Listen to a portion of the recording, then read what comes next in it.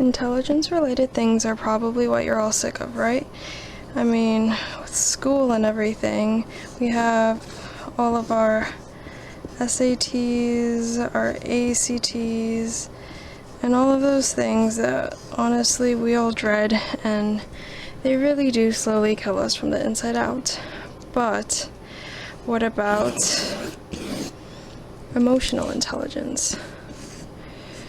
You probably remember this from Murphy teaching us, but how much do you actually remember from it?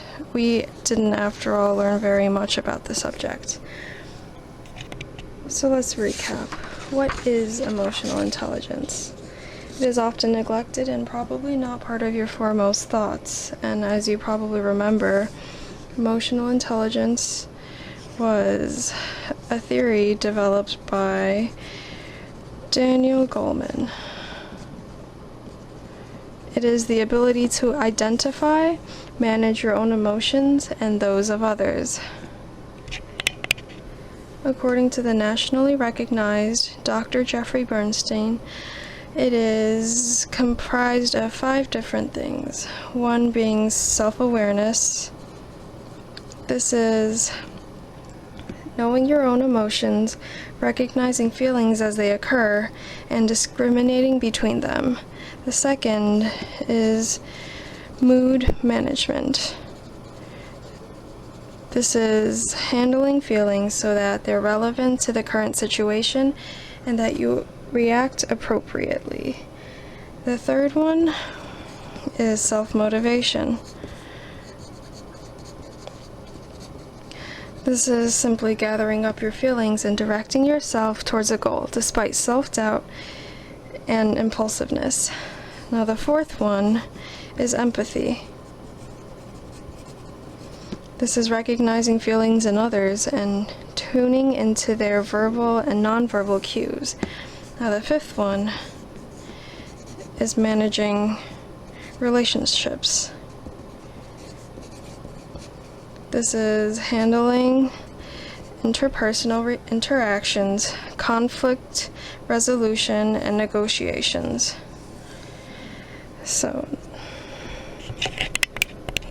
Okay, so let's shift gears for a bit and talk about manipulation.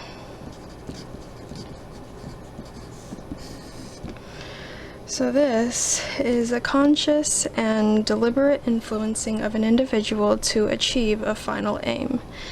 Now this kind of gives off a dark connotation. You might be thinking that this doesn't happen every day or to most people, but you'd be wrong. Have you ever been praised? Much like you do to a puppy, but not quite the same. Or have you been made guilty even though you know you did nothing wrong?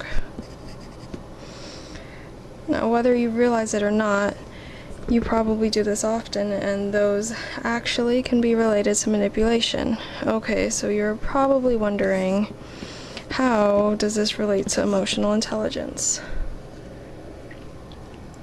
Well, you see, if you'll just give me a minute to explain. If you recall, emotional intelligence is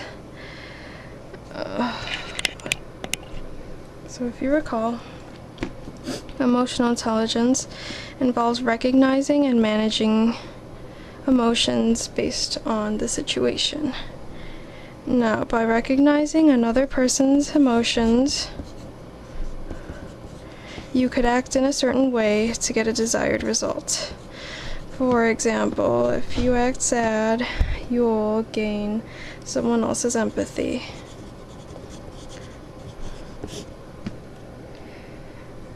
Now, that's where praise comes into this.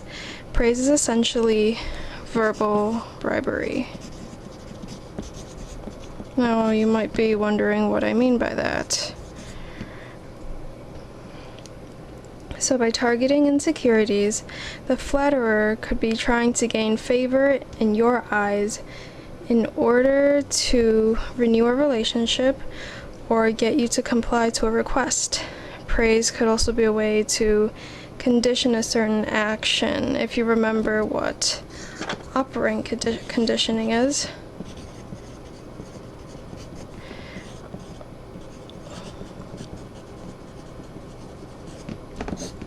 praise would function as a positive reinforcement.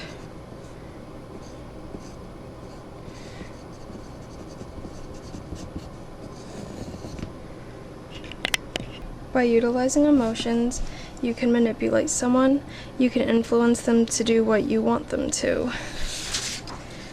So, people who scored high on an EQ test, they happen to also score remarkably high on the interpersonal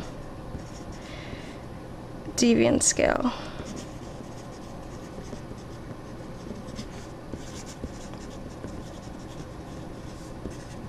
Now this is another way to say that a person uses their emotional skills to demean and embarrass their peers for personal gain. This, I'd say, is a very good example of... oh gosh.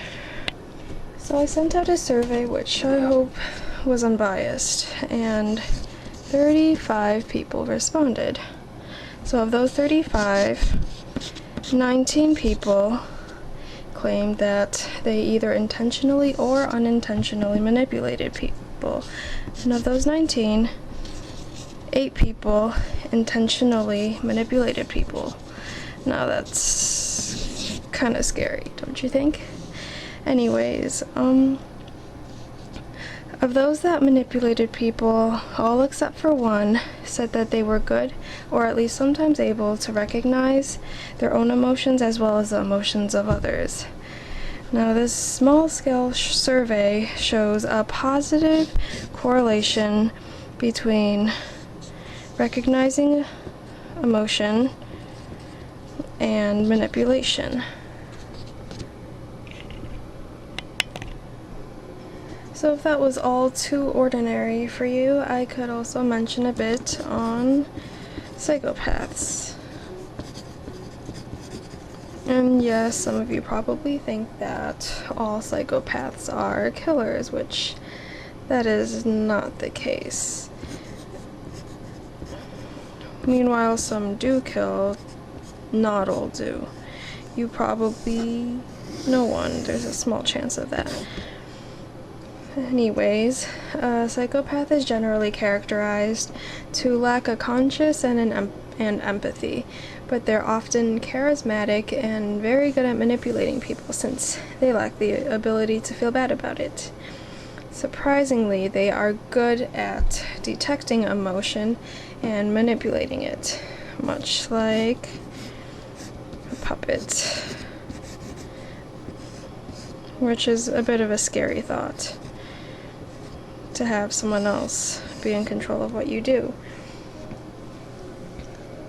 So by acting out certain emotions and saying certain words, they can cause the victim to feel a certain way. Clever use of sadness can arouse a person's empathy, which I've said before, and there will be a need to comfort the manipulator. And I don't know about you, but it is really hard for most people, at least for me, to go against a person that's really sad. On the darker side of this, Ted Bundy, which you might remember or recognize his name, he is a serial killer. So he is actually a murderer. But it was noted that he was often regarded as charismatic, and he would gain the trust of his victims, of course, only then he would kill them afterwards. So whether in everyday life or a serial killer, emotional intelligence is actually around and prevalent in our everyday lives. And of course, it can be a good thing. I'm not saying it's completely a bad thing. For example, if you're trying to comfort a friend, or trying to get close to someone you like, emotional intelligence would most definitely help. But I do hope that none of you here are at the level of being a serial killer. That would be really quite scary. But that aside, thank you for watching, and yeah, thanks.